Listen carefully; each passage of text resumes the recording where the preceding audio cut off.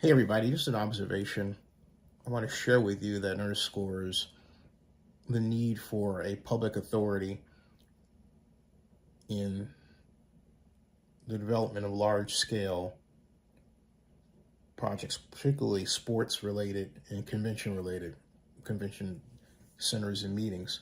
And that is this, that Howard Terminal Ballpark was the only facility under pre-development, we hadn't gotten to the development phase, but under pre-development, but I could add the development phase if I wish too, it still applies, to not be under a stadium authority or sports commission. It doesn't matter where you look. You want to go back to 2011 and say, okay, well, in 2011, there was the Dallas Cowboys and that was the city of Arlington. Well, Arlington had a sports commission charged with making sure that, among other things, the facilities were top-notch. And right now you say, well, what about Virginia? Well, Virginia has a new stadium authority, and the bottom line is, when you look around, it is common that a deliberative body designed to be focused on that specific project or projects like it within that region is common. What we have in Oakland posits a very bad look. Consider, at a time when you don't want public officials to be influenced by developers and developer spending, Oakland has a system that assures that elected officials have close, constant contact on a personal level with stadium developers, as opposed to there being a middle ground, which is your stadium authority, which evaluates the project, helps develop it, marshals the necessary funds for its side of the development, serves essentially its side of the public-private partnership. In Oakland, you didn't have that. You had the mayor using her public face out there all the time. Same Oakland Mayor Libby Schaaf, and Shanghai doing the same thing. And the city council giving this look like, well, the buck stops with them, period. So how do we guard against pay to play? We don't. How do we guard against favorite people working on a project rather than those who are better qualified to work on it? You don't. Look at Howard Terminal, where Betsy Lake hired her old friend, Molly Mabry, to be the project manager. I mean, come on. Betsy Lake was and is the Oakland assistant city administrator, okay? The way Oakland did Howard Terminal stinks. And for anyone to defend it, particularly in the wake of the A's electing to say, hey, you know what?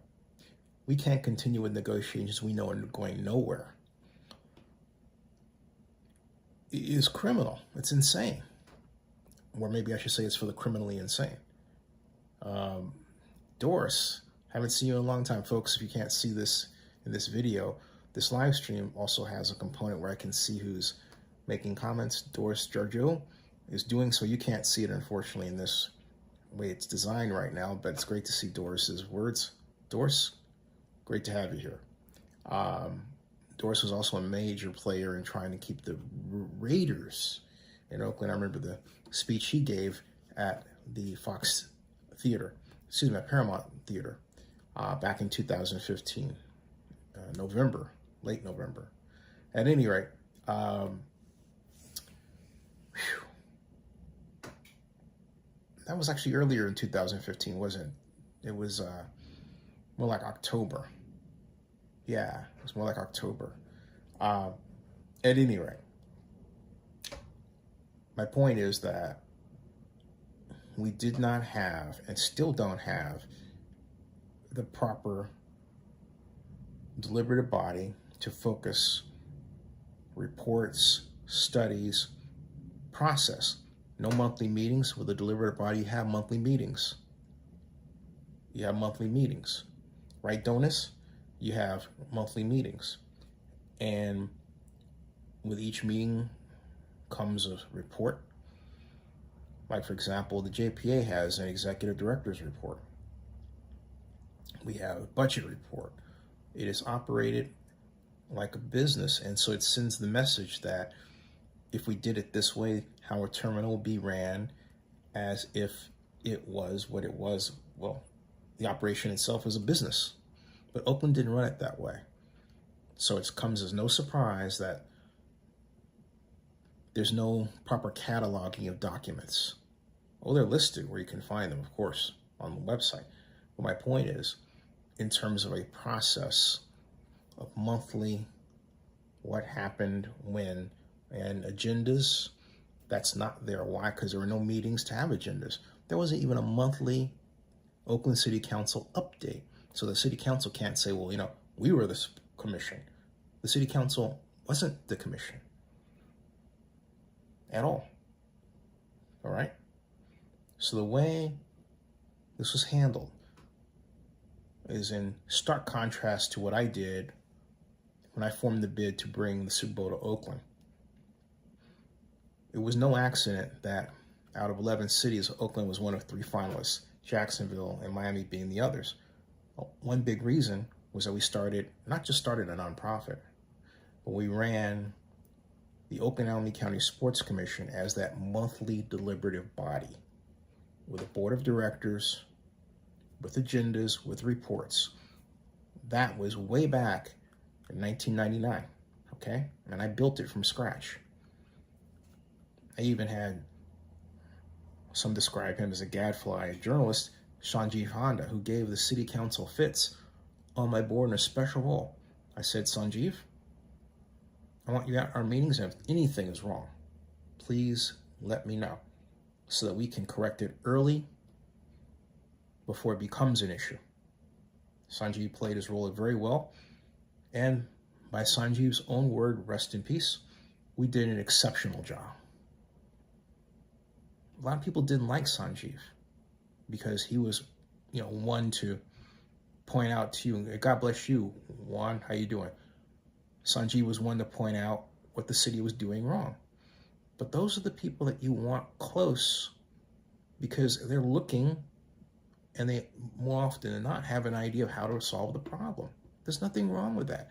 But Oakland, with how our elected officials have acted, and it's like anybody who sits in that chair behaves this way to a greater or lesser degree, they get sensitive. That's why you need to have a stadium authority of appointed board members to be involved in the proper marshaling of a development project like a stadium. This is not something that Oakland politicians should be really close to. They should have the appropriate distance. They have that in Las Vegas.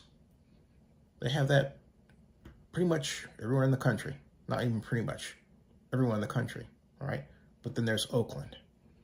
And then we wonder why things go wrong. And what happens is that we have this tendency to refer to people we're doing business with in highly personal terms. The current mayor says, well, I want to work with the A's, I want them back, but then they sell the team. All right? Donis, you're right. Donis writes, the Oakland A's moving out of Oakland is a major embarrassment. It really is. It really is. Although I think Joe Lacob saw it coming in 2012 when he told me that regarding the Warriors' action in working to build an arena in San Francisco, quote, we're the first shoe to drop. And again, I said this before and I'll say it again. He didn't say it with a qualifier, okay? He said it as if it was a certainty. That is, not just we are leaving, but all the other teams too. Because his point was Oakland's trying to handle maintenance of keeping 3 sports teams, and I'm paraphrasing what he said, but this is what he's really saying. They didn't have the capability to do it. Not that we couldn't do it, because I believe we could, and we were on our way to doing it. For example, if Jerry Brown had not fired Robert Bob and allowed the downtown stadium to be built for the A's, downtown Oakland would have been fantastic. And that elegant density that Brown claimed he wanted would have been on its way to actually happening. Jerry made a massive error in judgment, and yet no one bothered to ask him why or question him, except me. Well, of course, he fired me because I accused him of not appreciating smart black guys. Which, by the way, was an illegal action on his part. But at any rate, the point I'm making is that Oakland, this is on Oakland. Yeah, Nate Miley agreed with me. He said he pointed at Jerry Brown too, but I point at the system. The strong mayor system that Brown started, the strong mayor system that allowed politicians to take front and center view and visibility regarding development in Oakland, when really politicians need to take a step back. That's the real problem. We need a sports commission in Oakland. We need a public development authority in Oakland to marshal our tax increment financing work, which, by the way, hasn't been done at all. Still can't get an explanation of why the tax increment financing effort stalled in Oakland. Okay. And it was replaced with, well, let's get this grant. No, because that puts the elected official in charge. You see how it is again? It's more an invitation for corruption rather than installing a system, tax increment financing, that changes the direction of property tax revenue from being dispersed to these different taxing agencies to where it's coming from. Like, let's say Howard Terminal is just 55 acres, to that 55 acres. And note, it's only the tax revenue that 55 acres produces, not the whole city, of course. All right. So, again, Oakland made a major mistake.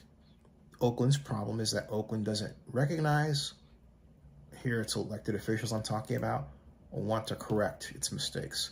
Subscribe to Zenny62 and bookmark oaklandnewsnowblog.com. That ends this broadcast.